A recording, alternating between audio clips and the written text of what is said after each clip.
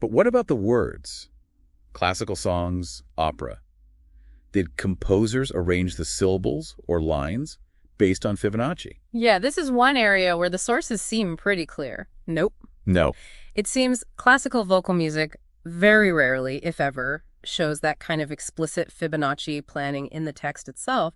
Composers were setting existing poetry or librettos. Right, fitting the words to the music. Exactly. Their main job was to make the words fit the musical phrases naturally and expressively. We just don't have documented cases of, say, Bach or Mozart counting syllables to match the 1, 1, 2, 3, 5 pattern in their verses.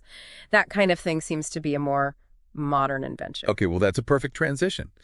Let's jump ahead then to modern and popular music, because it sounds like this is where we might find more intentional, more documented use of Fibonacci, especially with one particular band. Oh, yeah. You Thinking Tool. Definitely Thinking Tool. Their song Latterless from 2001 comes up constantly. They seem almost legendary for using Fibonacci deliberately. They really are. Latterless is probably the prime exhibit A for explicit Fibonacci use in popular music. Okay, let's really get into Latterless. What exactly did they do with the sequence in that song? It sounds complex. Well, one of the most famous examples is in the chorus. The time signature, the basic beat, keeps changing. It cycles through measures of 9 beats, then 8 beats, then 7 beats. 98, 88, 78. Okay. Wait, 9 isn't in the standard 1, 1, 2, 3, 5, 8 sequence? Ah, good catch. It's not in the basic sequence, but 9 does appear if you kind of extend it a bit conceptually, or maybe think of it relating to the earlier numbers like 5 plus 3 plus 1. But the key is the pattern. 9, 8, 7. These descending numbers create this really unique rhythmic feel. And the band confirmed this was intentional. Oh, yeah. Maynard James Keenan, the singer, has definitely talked about this mathematical approach being deliberate.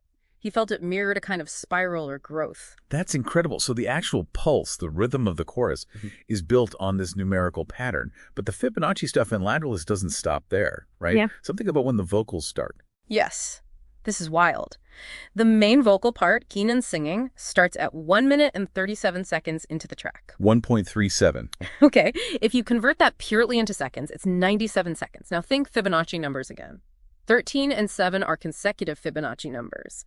You could kind of see that timing as representing a 13.7 ratio within the song's intro. Interesting. But maybe even more striking. 97 seconds is almost exactly 1.618 minutes. 1.618. The golden ratio. The golden ratio. So the very placement of the vocals seems incredibly precise and mathematically planned around phi. That takes some serious planning. Beyond Tool, though, do we see this kind of really direct Fibonacci rhythm stuff much in other modern music, like pop or mainstream rock? You know, you might find hints of it occasionally, maybe some complex beat patterns in electronic music, or phrase lengths in some prog rock or metal might have mathematical underpinnings, but it's generally much less common and certainly less explicitly documented than what Tool did with Latterless. That track really stands out. Right. Okay, what about melody in modern stuff?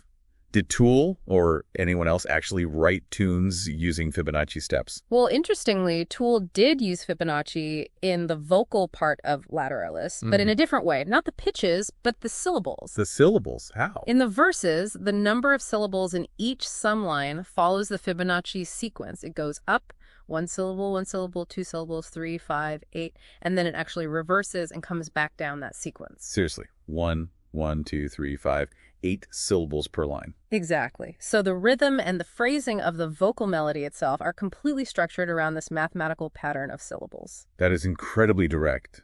Wow. But again, that's shaping the rhythm of the words, not necessarily the notes going up and down. Correct. And our sources suggest that beyond Tool's specific lyrical phrasing approach, finding pop or rock melodies where the actual intervals between notes strictly follow that 1, 1, 2, 3 pattern is pretty rare. So not many pop songs with tunes built like that. Not that are widely known or documented. You might find songwriters using numerology or maybe creating palindromic or symmetrical melodic shapes. But clear, step-by-step Fibonacci pitch sequences in mainstream hits seems uncommon. Okay, let's think harmony again, but in the modern context.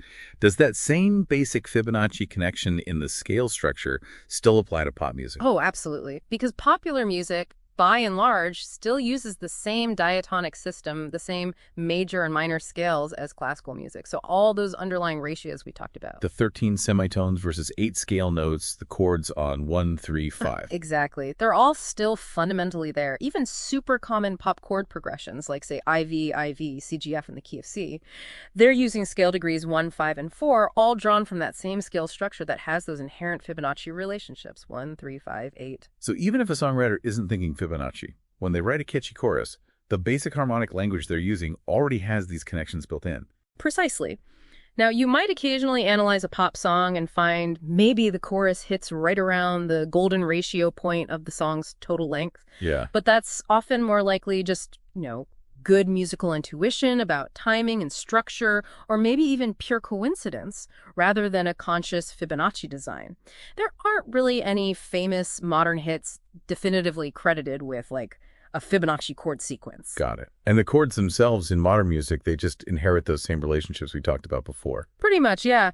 Just like in classical theory, the way pop chords are built and how they relate still leans on those scale relationships. That interval between the dominant and the tonic, the fifth and the eighth note. Fibonacci steps 5 and 8. Right. And the distance between the third and fifth notes in a basic triad, those intervals mirror Fibonacci steps. So even very standard pop harmony has this kind of latent phi proportion hiding inside it. Think again about the octave. 13 semitones total. The perfect fifth uses 8 of those. Leaving 5. Leaving 5.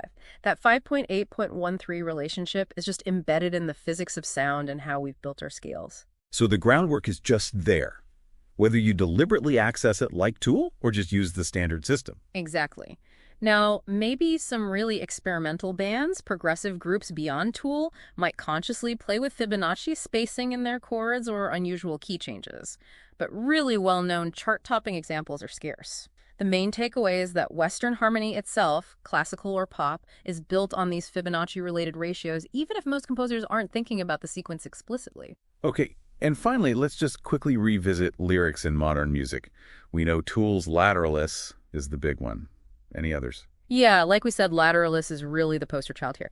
That ascending, descending syllable count mirroring the sequence, 1, 1, 2, 3, 5, 8, perfectly complementing the 98, 88, 78 rhythm in the chorus. It's a whole package. And Keenan acknowledged it felt natural, too, which is interesting. Right, but beyond Tool, it seems pretty rare in popular music. Fans might analyze lyrics and find patterns, counting words or lines, and come up with theories about hidden ratios. Sure, fan theories abound online. Exactly.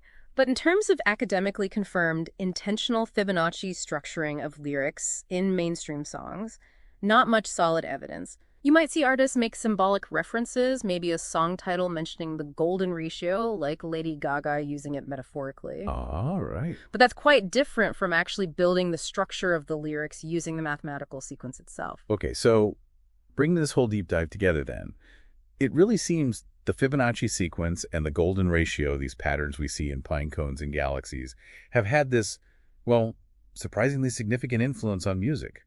Across centuries, across genres. That's definitely the big takeaway. From the deep structural bones of classical works by composers like Bartók, Debussy, maybe even Mozart, right through to these really deliberate, complex, rhythmic and lyrical patterns in modern music like Tool, these math concepts just keep showing up. And crucially, even when it's not a conscious decision by the artist, the very foundation of Western music, the scales and chords we use, inherently carries these Fibonacci-related proportions within it.